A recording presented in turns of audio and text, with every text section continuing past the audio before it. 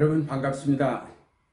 3주나 계속해서 교회에 예배드리지 못하고 각 가정에서 예배를 드렸기에 만남이 그립습니다. 그래서 이제 아쉬운 대로 제가 잘 할 줄 모르는 유튜브 영상 예배를 제작해 보았습니다. 어설프지만은 여러분은 이 영상 예배 함께 참여해서 하나님께 영광을 돌릴 수 있기를 바랍니다. 이제 예배를 시작하겠습니다. 할렐루야, 우리의 하나님께 찬양함이 얼마나 좋은 일이며 하나님께 찬송함이 그 얼마나 아름답고 마땅한 일인가. 주님은 불쌍한 사람을 도와주시며 악인을 땅바닥까지 낮추시는 분이다. 주님께 감사의 노래를 불러드려라. 우리의 하나님께 수금을 타면서 노래를 불러드려라. 주님은 오직 당신을 경외하는 사람과 당신의 한결같은 사랑을 기다리는 사람을 기뻐하신다. 거룩하신 하나님, 주님의 날을 맞았지만은 코로나 감염병 사태로 함께 모여 예배드리지 못하고 각 가정에서 예배를 드립니다. 그러나 주님께서 우리의 예배를 기뻐하시며 우리 가운데 함께 하심을 저희가 믿습니다. 이제 저희가 드리는 예배를 통하여 영광을 받으시며 저희 가운데 주님의 풍성한 종을 베풀어 주시옵소서. 예수 그리스도의 이름으로 기도드립니다. 아멘. 찬송가 10장 전능왕 오셔서 함께 부르시겠습니다.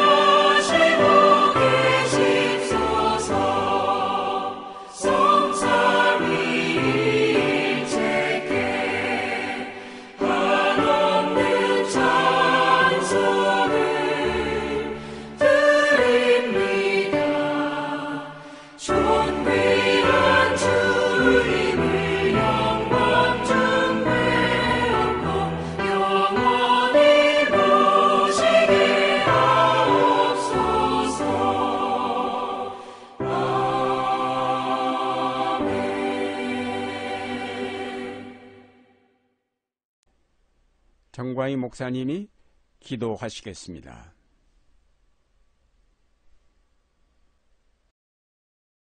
하나님, 예수께서 하나님 나라 실현을 위하여 겪어야 했던 고난을 기억하고 이에 동참함으로써 그리스도의 뒤를 따르는 삶을 실천하겠다고 다짐하는 이 사순절 세 번째 주일 이 아침에 저희가 머리 숙여 예배하게 하시니 감사합니다. 비록 한 곳에 모여 예배드리지 못하는 어려운 상황이지만 저희들 있는 곳에서 새로운 방법으로 마음을 모아 예배하게 하시니 감사합니다. 이 시간 더불어 한교회 교우들이 한마음 한뜻으로 드리는 기도와 찬송, 함께 나누어 받는 주님의 말씀, 가상 공간에서라도 서로 나누는 친교를 축복하셔서 주님의 뜻이 저희의 몸과 삶 가운데서 온전히 이루어지게 하옵소서. 주님, 우리 인간의 탐욕 때문에 생긴 변종 바이러스가 인간을 공격해옴으로써 미처 손쓸 틈도 없이 급속히 확산되어 혼란과 두려움에 빠져있는 우리 국민을 불쌍히 여기시고 자비를 베풀어 주옵소서. 마스크 몇 장을 구하려고 며칠씩 긴 줄을 서서 기다려도 끝내 구하지 못하고 서글픈 마음으로 발길을 돌리며 탄식하는 우리 국민을 불쌍히 여기시고 자비를 베풀어 주옵소서. 특히 이로 인해 큰 재난을 당하고 절망에 빠져 생계를 걱정하고 있는 일용직 노동자들과 그 가족들, 일자리를 얻지 못해 방황하는 젊은이들, 노년을 궁핍함과 쓸쓸함 속에서 외롭게 지내며 행여 질병을 얻게 될까 걱정하는 노인들, 사회 구조적 여건과 배려가 부족하여 어쩔 수 없이 취약계층으로 살아가는 장애인들, 코로나19에 감염되어 하루속히 병실이 나서 치료받기를 기다리는 환자들, 소규모 기업에 종사하는 직장인과 영세 자영업자들을 주님 불쌍히 여기시고 자비를 베풀어 주옵소서. 주님께서 우리 국민에게 힘 주시고 이겨낼 수 있는 지혜와 건강 주시기를 간구합니다. 어서 속히 일상을 회복하고 평화를 누리며 살도록 주님 은혜를 베풀어 주옵소서. 주님, 지난 50여일 넘게 바이러스를 물리치기 위해 또 바이러스에 감염된 이들을 완쾌되도록 돕기 위해 현장에서 고단한 몸을 이끌고 땀 흘리며 묵묵히 일하고 있는 의사와 간호사들, 공무원과 자원봉사자들에게 힘주시고 건강을 지켜 주옵소서. 우리 사회에 만연해 있는 불안과 혐오, 두려움을 이겨내도록 저희를 도와 주옵소서. 이런 재난의 때에 우리 교회들이 회개하고 우리 사회에서 어떤 일을 해야 하는지 깨닫고 실천하게 하옵소서. 우리 사회와 한국 교회를 좀먹어온 사이비 종교를 구별해내고 바른 판단을 하도록 저희를 깨우쳐 주옵소서. 이런 위기 상황 속에서도 자기들 정치 집단의 정치적 이득만을 위해 가짜 뉴스로 국민을 호도하고 분열시켜온 사이비 정치인들과 사이비 언론들을 구별해내고 다시는 정치권과 우리 사회에 발을 붙이지 못하게 우리 국민이 선거로 심판하도록 일깨워 주옵소서. 주님, 이 재난 상황 속에서 더욱 고통당하고 있는 우리 사회의 취약계층을 돕고자 특별 헌금으로 동참하는 우리 더불어 한교회 교우들을 이끌어 주옵소서. 저희의 작은 정성으로 어려운 이웃을 돕고 주님의 고난을 기억하며 동참하여 이 땅에 하나님 나라를 일구어 가도록 이끌어 주옵소서. 모든 교회들이 이 대열에 서서 예수 그리스도를 따라 이 땅에 하나님 나라를 일구는 사명을 감당하게 이끌어 주옵소서. 주님, 더불어 한교회 교우들이 매주 함께 모여 예배드리고 반가운 만남과 친교를 이어온 일이 일상이었지만 이제 그럴 수 없는 상황에 처해서 비로소 주님의 은혜였음을 깨닫고 감사드립니다. 어서 속히 일상을 되찾아 함께 모여 하나님의 말씀을 나누고 믿음과 친교를 나누며 기쁨과 웃음을 나누고 살게 인도하여 주옵소서. 이 시간 비록 가상 공간이지만 함께 온 마음과 뜻과 정성을 다하여 예배드리게 하옵소서. 이 예배를 통해 저희의 삶이 두려움을 이겨내고 주님께서 주시는 힘과 지혜를 충전받게 하옵소서. 유경재 목사님을 통해 주시는 주님의 말씀이 이 혼란한 시대에 살며 집회가 되게 인도하여 주옵소서. 저희에게 새로운 희망과 용기와 믿음을 허락해 주시는 우리 주 예수 그리스도 이름으로 기도드립니다. 아멘. 이제 다 같이 주님이 가르쳐 주신 기도를 드리겠습니다. 화면에 나오는 새번역 주기도문으로 기도드립시다. 하늘에 계신 우리 아버지, 아버지의 이름을 거룩하게 하시며 아버지의 나라가 오게 하시며 아버지의 뜻이 하늘에서와 같이 땅에서도 이루어지게 하소서. 오늘 우리에게 일용할 양식을 주시고 우리가 우리에게 잘못한 사람을 용서하여 준 것 같이 우리의 죄를 용서하여 주시고 우리를 시험에 빠지지 않게 하시고 악에서 구하소서. 나라와 권능과 영광이 영원히 아버지의 것입니다. 아멘.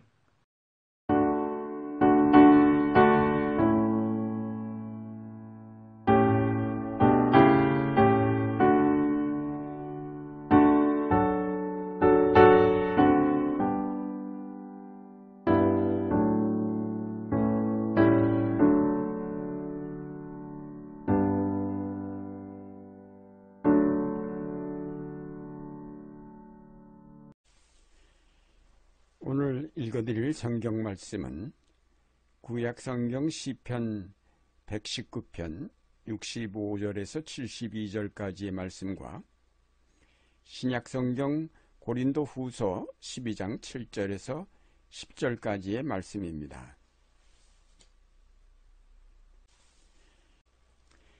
먼저 시편 말씀 보겠습니다. 시편 119편 65절에서 72절까지입니다. 주님께서 약속하신 대로 주님께서는 주님의 종인 나를 잘 대해 주셨습니다. 내가 주님의 계명을 따르니 올바른 통찰력과 지식을 주십시오. 내가 고난을 당하기 전까지는 잘못된 길을 걸었으나 이제는 주님의 말씀을 지킵니다. 선하신 주님, 너그러우신 주님, 주님의 율례들을 내게 가르쳐 주십시오. 오만한 자들이 거짓으로 내 명예를 훼손하였지만 나는 온 정성을 기울여서 주님의 법도를 지키겠습니다. 그들의 마음은 무뎌 분별력을 잃었으나 나는 주님의 법을 즐거워합니다. 고난을 당한 것이 내게는 오히려 유익하게 되었습니다. 그 고난 때문에 나는 주님의 율례를 배웠습니다. 주님께서 나에게 친히 일러주신 그 법이 1000만 금은보다 더 귀합니다.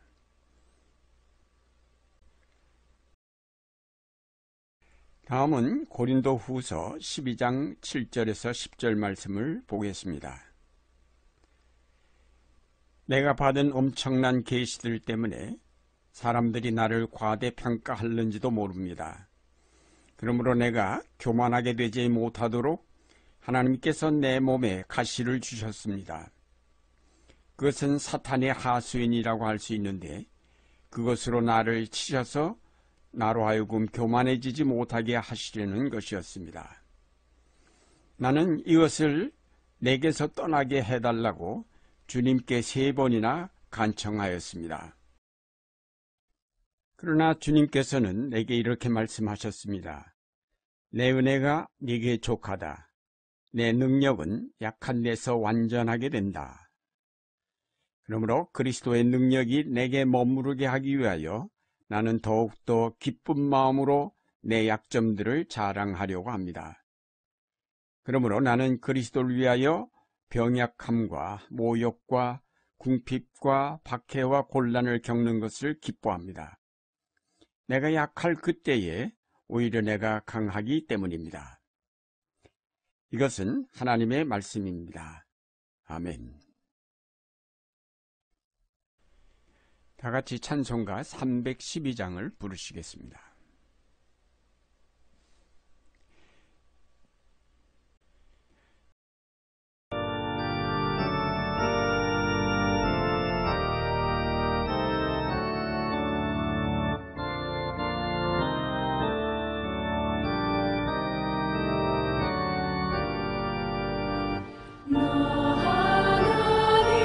하나님께 이끌리어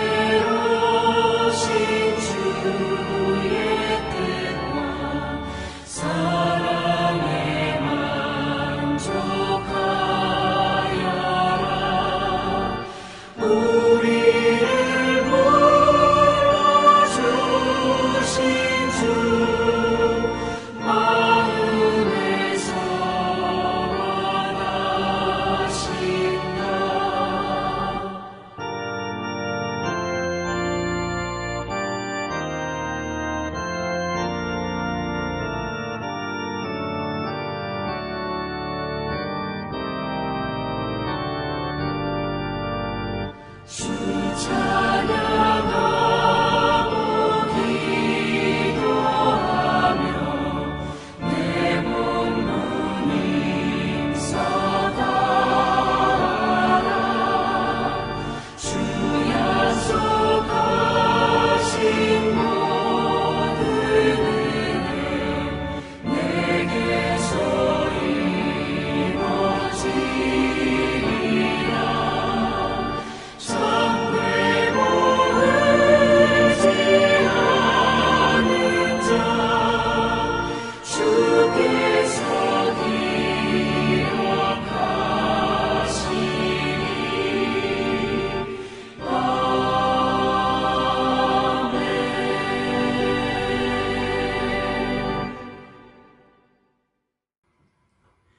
오늘은 사순절 셋째 주일입니다. 요즘 코로나19 감염증 사태로 교회들이 예배조차 드리기 어려워서 사순절 절기가 어떻게 지나가고 있는지도 잘 모를 정도입니다. 금년 사순절은 예수님의 십자가를 향한 고난의 길을 묵상하면서 동시에 코로나19 사태로 고난을 당하는 우리 사회의 아픔을 함께 돌아보는 절기가 되었습니다. 이번에 닥친 고난은 우리나라뿐만 아니라 세계 여러 나라에 큰 영향을 미칠 것이며, 이런 지구적인 재난은 차후 우리의 삶에 큰 영향을 미치고, 또 이로 말미암아 지금까지 방만하게 지구를 파괴해온 인류가 크게 반성하고 새로운 길을 모색하지 않으면 안 되는 중대한 고비가 될 것입니다. 우린 이런 재난 앞에서 우리의 삶을 돌아보고 회개하면서 돌이켜 우리가 어떤 삶을 살아야 할지를 고민하는 계기로 삼아야 할 것입니다. 오늘 읽어드린 고린도후서 말씀에 보면 육체의 가시를 없애달라는 사도 바울의 간절한 기도에 내 은혜가 내게 족하다라는 하나님의 응답이 있었습니다. 우린 보통 생각하기를 은혜가 넘쳤다고 하면 그것은 좋은 일이 일어나고 만사형통하고 모든 문제가 해결된 상태를 뜻합니다. 그런데 바울의 경우를 보면 그렇지가 않습니다. 그는 전도 여행을 하면서 수많은 고생을 했고 또 육체의 가시가 있었음에도 그 상태로 하나님의 은혜가 넘치고 있는 것이라고 고백하였습니다. 이 바울이 지니고 있던 육체의 가시가 무엇인지는 잘 알 수 없습니다. 어떤 사람은 그것이 간질병이었다고 하고 어떤 이는 안질이었다고 합니다. 다메섹 도상에서 빛을 보면서 눈이 멀었다가 나중에 고침을 받기는 했지만은 그 후에 계속해서 눈이 안 좋았고 안질이 심했다고 보는 견해가 가장 널리 받아들여지고 있습니다. 어쨌든 그 가시는 바울에게는 아주 큰 고통이었습니다. 육체의 가시를 가리켜 사탄의 사자라고 할 정도라면 그 가시가 보통은 아니었다고 생각됩니다. 사도 바울은 이를 위해서 3번이나 기도하였습니다. 그런데 거기에 대한 응답이 내 은혜가 내게 족하다. 내 능력은 약한 데서 완전하게 된다는 말씀이었습니다. 가시가, 그가 가지고 있던 가시가 제거된 것이 아닙니다.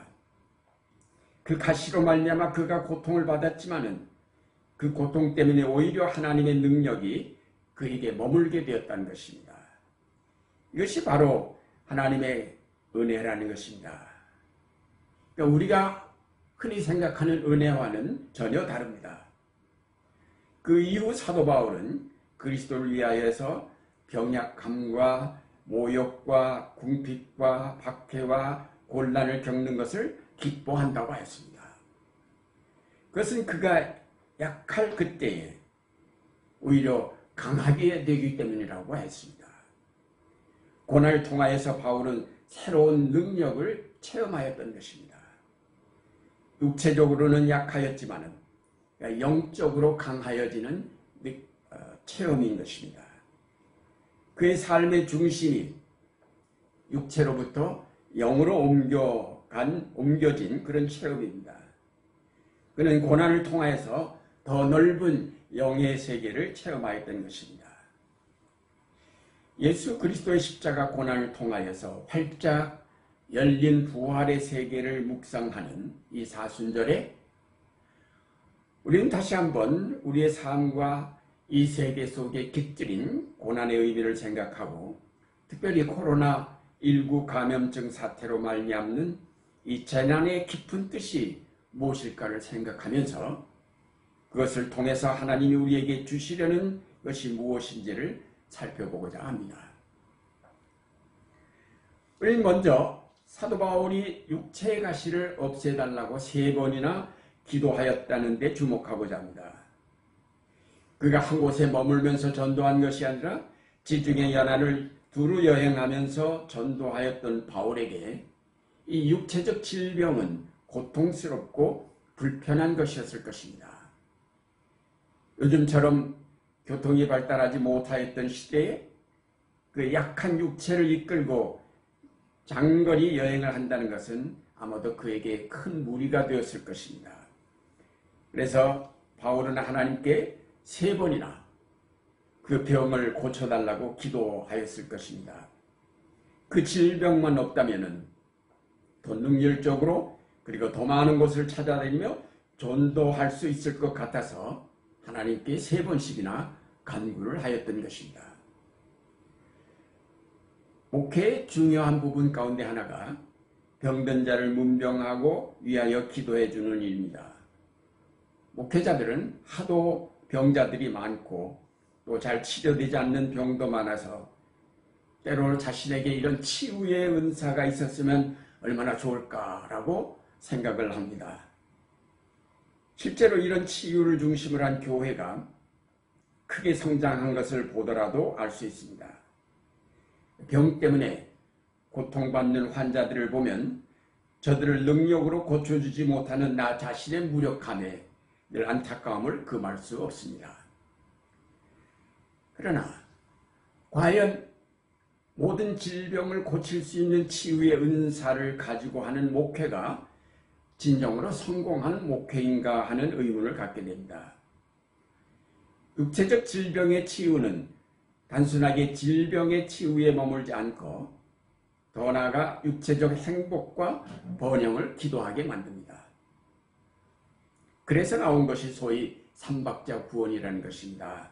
영혼도 잘 되고 육체도 건강하고 하는 사업도 번창하는, 그래서 이 땅에서 행복하게 사는 것이 바로 삼박자 구원이라는 것입니다. 그러나 이것은 근본적으로 잘못된 가르침입니다. 믿음의 목적을 이 땅에 국한시키는 오류를 범하고 있습니다. 물론 영혼 구원을 얘기했지만은 영혼의 구원과 고난 없는 이 땅의 삶이란 2마리 토끼를 한꺼번에 잡을 수 없다는 사실을 간과해버린 가르침입니다. 하나님과 만몬을 동시에 섬기겠다는 발상과 같습니다. 넓은 길로 가면서 영생에 이르겠다는 생각이지만 넓은 길에는 영생이 없다는 사실을 감추고 있습니다. 예수님께서 좁은 길을 강조하신 까닭은 고난을 통해서, 즉 욕망의 포기를 통해서만 하나님께 이룰 수 있음을 교훈하신 것입니다. 따라서 삼박자 구원은 있을 수가 없습니다. 영혼의 구원을 위해서는 육체적 모든 욕망을 포기하여야만 하기 때문에 구원은 한 박자일 뿐입니다. 우리는 어차피 약한 존재이기 때문에 누구나 다 육체적 가시를 제거해달라고 기도할 수밖에 없습니다. 그러나 우리의 기도가 거기에만 머물러 있다면 복음의 핵심인 하나님 나라와는 거리가 멀 수밖에 없습니다. 우리 믿음의 궁극적인 목적은 육체를 넘어서 더 크고 완성된 영원한 생명에 이르는 것입니다. 그런데 우리는 영원한 생명을 향하여 전진하지는 않고 그냥 오늘 육체적 삶에 머물면서 그 삶만을 풍요하게 해달라고 기도하고 있습니다. 여기에 우리의 문제, 한국교회에 문제가 있습니다. 기독교의 기도가 기복적인 내용에서 벗어나지 못한다면 그것은 무당 종교와 다를 바가 없을 것입니다. 우리의 기도가 기복에서 출발하지만 기도하는 중에 점차 깨달으면서 우리의 목표가 이 땅의 삶을 풍요하게 하는 데 있는 것이 아니라 하나님의 나라를 목표하고 있음을 알게 됩니다. 그래서 우리의 기도는 기복적인 내용 대신 하나님 나라를 구하게 됩니다. 영원한 생명을 기도하게 됩니다. 우리의 생각이 편견에서 벗어나 새로운 넓은 세계에 미칠 수 있기를 위해 기도하게 됩니다. 기도가 이렇게 발전할 때에 기복적 신앙에서 벗어나면서 영적 능력을 체험하게 되고 진정한 생명의 기쁨을 맛보게 될 것입니다. 다음으로 하나님께서 바울의 기도대로 응답하셔서 그의 육체적 가시를 제거하시지 않고 내 은혜가 네게 족하다 라고 응답하신 까닭을 우리가 알게 됩니다. 하나님께서는 처음부터 인간을 병들지도 않고 아무런 제약도 없는 존재로 만드시지 않았습니다. 다시 말해서 하나님은 육체를 가진 인간을 만드심으로 병도 들고 고난도 당하는 연약한 존재가 되게 하셨습니다. 그것은 인간들로 하여금 스스로 제한적이며 연약한 존재임을 깨닫고 거기에 머물지 않고 다음 단계로 나아가도록 하시기 위한 하나님의 배려라고 봅니다. 물론 인간은 그가 지은 죄 때문에 더 많은 문제와 질병과 고통과 죽음을 가져왔지만 죄가 아니었어도 마찬가지로 인간은 병들고 죽게 되어 있었습니다. 하나님의 능력이 미치지 못하여서 인간을 이렇게 제한적인 존재로 만드신 것이 아니라 제한적인 존재가 되게 하심으로 그 제한을 넘어서 펼쳐지는 영원한 생명을 바라보게 하신 것입니다. 내 은혜가 네게 족하다라는 말씀은 너의 그 육체적 가시는 오히려 너의 영적 진보를 도와주고 있기 때문에 그냥 두어두는 것이 좋겠다라는 그런 뜻입니다. 육체적 가시를 통해서 영적 진보라는 하나님의 은혜가 그에게 부어지고 있다는 말씀입니다. 다시 말해서 하나님의 은혜는 그 가시를 없앰으로 육체적 평안을 주는 것이 아니라 그 가시를 통해서 영적 진보를 이루는 데 있다는 말씀입니다. 사도 바울은 하나님의 이런 응답의 뜻을 얼른 알아들었습니다. 그래서 그는 하나님께 감사를 드리면서 그때부터는 그의 약함을 오히려 자랑하겠다고 하였고 그리스도를 위하여 병약함과 모욕과 궁핍과 박해와 곤란을 겪는 것을 피하게 해달라고 기도하지 않고 그런 것들을 오히려 기뻐한다고 하였습니다. 그는 그의 육체의 가시를 통해서 자기의 연약함을 알고 동시에 겸손을 배웠습니다.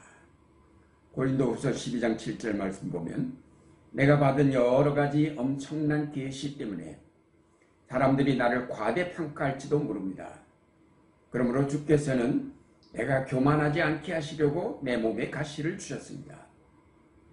그것은 사탄의 하수인이라고 할 수 있는데 그것으로 나를 치셔서 나로 하여금 교만하지 않게 하려 하시는 것입니다.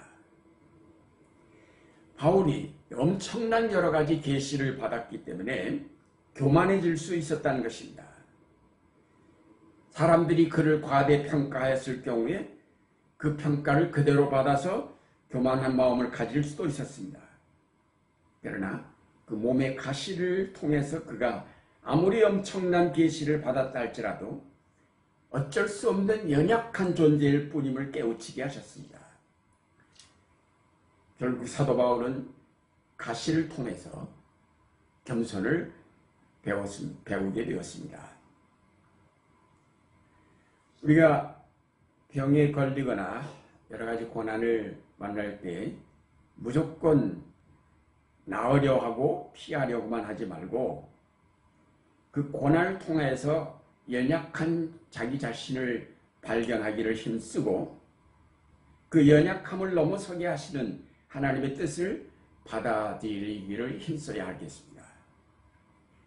고난을 당할 때 내가 간직해온 모든 욕망을 회개하고 그 모든 것을 십자가에 못 박기를 힘써야 할 것입니다. 전도자의 헛되고 헛되다라는 깨달음을 얻기를 힘써야 할 것입니다. 내가 이 땅에서 얻으려고 했던 모든 것이 아무것도 아니라는 깨달음에 이르도록 노력해야 할 것입니다. 우리의 육체적 생명은 아무리 건강해도 결국 약하여지고 노쇠하고 늘 죽을 수밖에 없다는 사실을 깨달아야 할 것입니다. 인생에게는 그날이 풀과 같고 피고 지는 들꽃 같아 바람 한 번 지나가면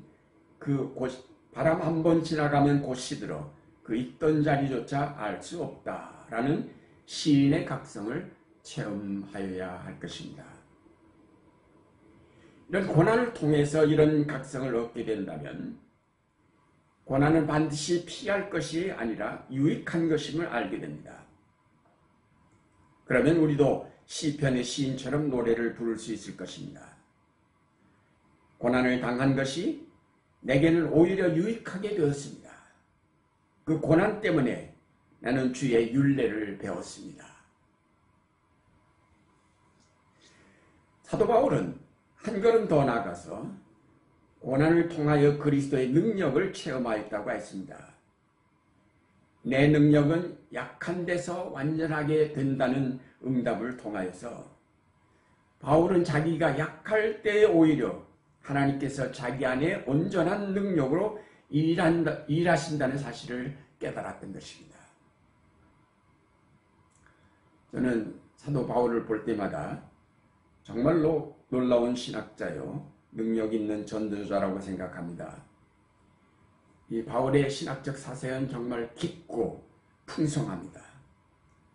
그는 사실 오늘날의 신학자들처럼 체계적인 신학 공부를 한 사람도 아니고 더구나 일찍이 전도자가 되어서 수많은 역경과 박해를 받으면서 사방으로 돌아다녔기에 책상에 앉아서 깊이 생각하며 저술할 처지가 아니었습니다.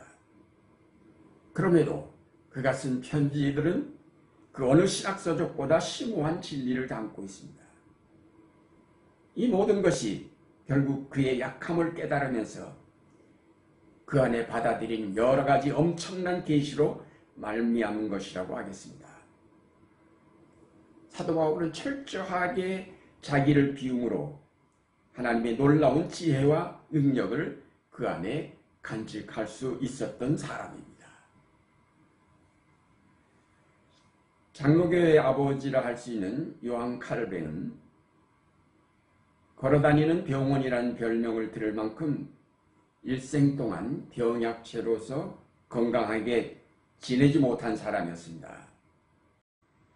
그의 처생활을 보면 바짝 마른 뾰족 턱을 한 날카로운 인상인데 아마도 그것은 병 때문이었던 것 같습니다.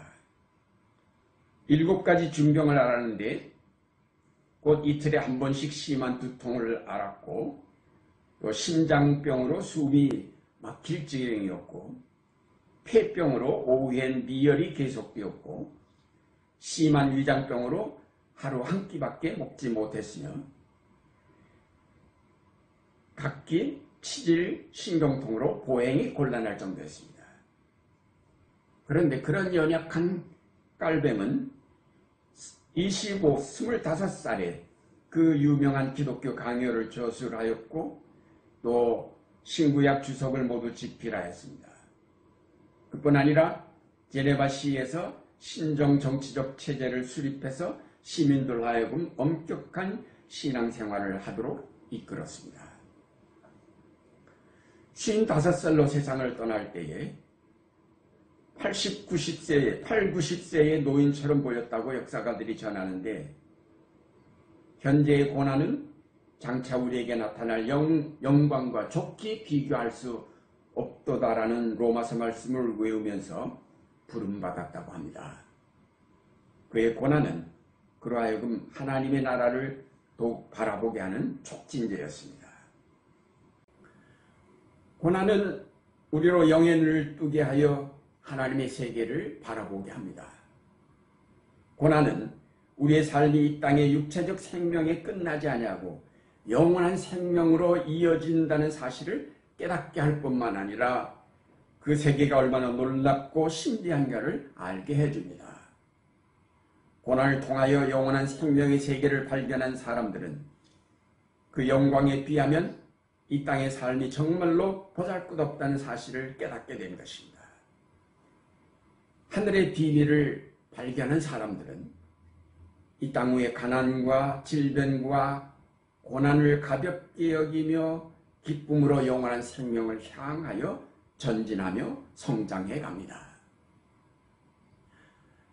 이번 코로나19 바이러스로 말미암은 지구적인 재난은 곧 닥치는 기후위기가 몰고 올 재난에 대한 경고이고, 그래서 이제라도 끝없는 욕망을 따른 경제 성장을 멈추고 이 지구가 당한 종말의 위기를 극복해 가야 한다는 메시지를 우리에게 던지고 있다고 봅니다. 하나님께서 이 세계를 고통 속에 몰아넣으시는 것은 세계가 지금까지 지향해온 유토피아의 꿈을 접고 하나님 나라를 바라보게 하시기 위한 것이 아닐까 생각해 봅니다. 이번 지구적인 재난을 통해서 세계는 지금 깊이 각성해야 할 것이며 더 큰 재난이 오기 전에 미리 준비해야 할 것입니다. 회개하지 않으면 우리가 예상치 못한 더 큰 위기가 이 지구를 덮칠 것입니다. 이번 지구적인 재난은 우리가 감당할 수 있는 범위를 벗어났습니다. 결국 하나님의 긍휼하심이 아니고는 말할 수 없는 손실과 고난을 피할 수 없게 될 것이라는 사실을 절실하게 깨닫는 기회가 되어야 할 것입니다. 사랑하는 여러분, 그리스도께서 지신 십자가는 인간의 모든 욕망을 다 함께 소멸함으로 인간을 부활의 세계로 이끌어서 영원한 생명에 이르게 하였습니다. 그러므로 고난당할 때 바울처럼 깊이 생각하여야 하겠습니다. 그러면 영적 진보를 이루시는 하나님의 은혜가 여러분에게 넘칠 것입니다. 시련을 당할 때 당황하지 말고 하나님께 기도하여야 하겠습니다. 그 시련을 통하여 겸손을 배우게 될 것이고 하늘문이 열리고 거기로부터 놀라운 생명의 능력이 여러분 속에 들어와서 자리 잡게 될 것입니다. 하잘것없는 육체의 욕망을 위하여 기도하는 대신에 영생의 신비를 볼 수 있도록 마음의 눈을 열어주시기를 위해서 기도하여야 하겠습니다. 영생의 넓은 세계로 헤엄쳐 나갈 수 있기를 위해서 기도하시기 바랍니다. 안개처럼 사라질 이 땅의 삶에 매이지 않고 영광스러운 하나님의 나라를 향하여 성장하며 전진하시기 바랍니다. 이제 우리가 당한 재난 앞에서 회개하고 돌이키면서 여러분 안에서 완전하게 역사하시는 그리스도의 능력으로 하나님의 동역자가 되어 하나님 나라 건설에 참여하시는 여러분들이 되시기를 바랍니다. 같이 기도드리겠습니다. 인간의 오만함으로 닥친 재난을 통해 우리로 자신을 돌아보게 하시며 깨우치시는 거룩하신 하나님, 이 재난을 통하여 깨달음을 얻은 저희를 용서하시고 이 재난이 물러가게 하여 주시옵소서. 몸의 가시가 우리에게 아픈 것이지만 이로 말미암아 하나님의 은혜가 우리에게 넘치고 우리가 새롭게 거듭난다면 전화위복의 계기가 될 줄로 믿습니다. 이번 재난이 그냥 고통으로 끝나게 하지 마시고 우리에게 유익함이 되었다고 고백할 수 있게 하여 주시옵소서. 이번 재난을 통하여 세계가 하나님을 향하여 눈을 들게 하여 주시옵소서. 예수 그리스도의 이름으로 기도드립니다. 아멘. 찬송가 300장 내 마음이 낙심되며 같이 부르시겠습니다.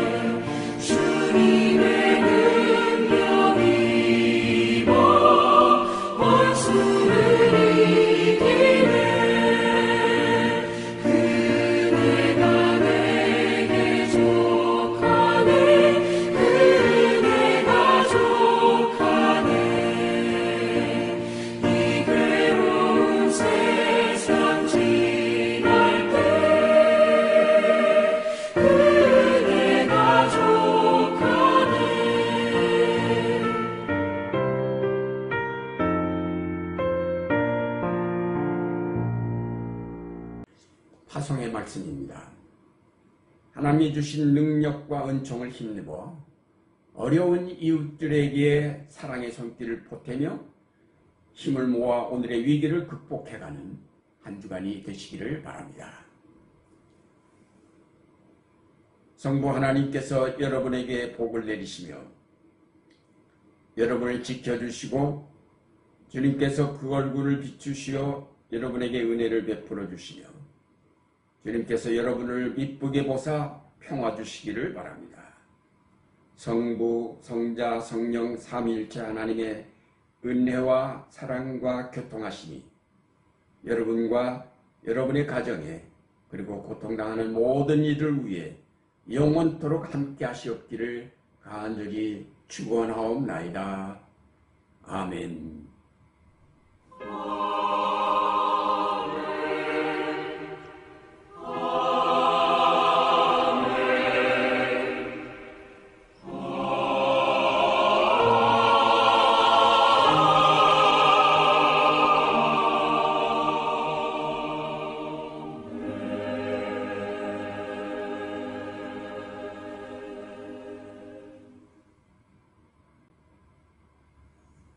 예배를 마치겠습니다.